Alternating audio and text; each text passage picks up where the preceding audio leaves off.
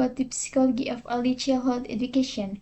Actually, I think the discussion is very interesting because besides being provided with the theory of early childhood psychology, characteristic, development space, we will also learn more about appropriate teaching strategies for early childhood. What is the urgency of why we really need to study the physiology of early childhood education? There are lots of terms that describe early childhood. Some say that early childhood is critical period. There are also those who say that early childhood is conducive period. And there are also those who say the golden age. What we need to conclude is that early childhood is an age range where if we instill positive things, we will reap positive things too. On the other hand, if we instill a lot of negative things, we will also reap negative things too. In this golden period, this is the right time for educator or parent to provide as much stimulation as possible to children. Because this is the golden period of rapid development, the more optimal the child development, the better the future will be. For example, there is research from Kurt Osborne and his friend. Maybe they show how important optimal stimulation is during this golden age. We can see the image here. There are two aspects studied in this picture. The first, physical growth of the brain. The second, intellectual development. If we look at this picture, the blue is the physical brain, the red is the intellectual development. What we see is that the line that shows age 0 until 5 years is the correct shape. Step upward, it is true that there is a very sharp increase.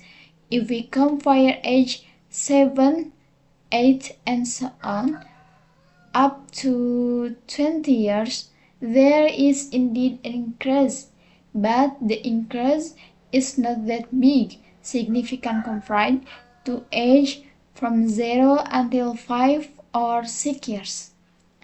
That's why in the golden age it is very important to provide optimal stimulation as possible to early childhood.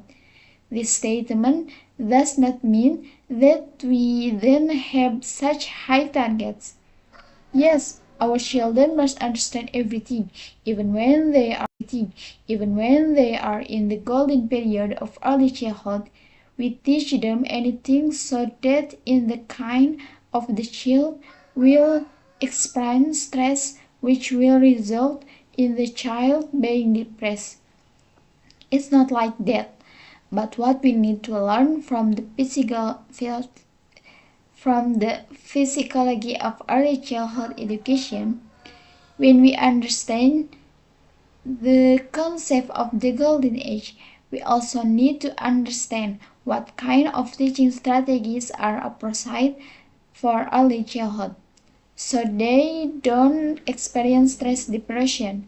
Some of the early childhood children we found were already experiencing stress, where their friends gave their children a lot of tutoring, playing time. Actually, it is not a concept like this that addresses early childhood at the golden age period. The parents give high target to make their children smart.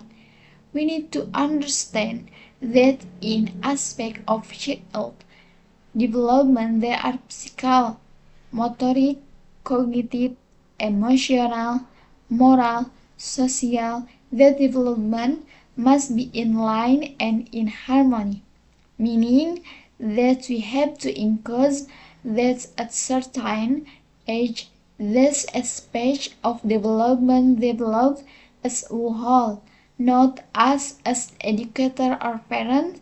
It's prioritize one aspect of development. Not like that, but we as parents of educator need to encourage that this aspect of development run in harmony or balance in our children so that our children will grow up to be healthy children, happy children, children who can socialize, children who have good morals, then their physical development also develops optimally.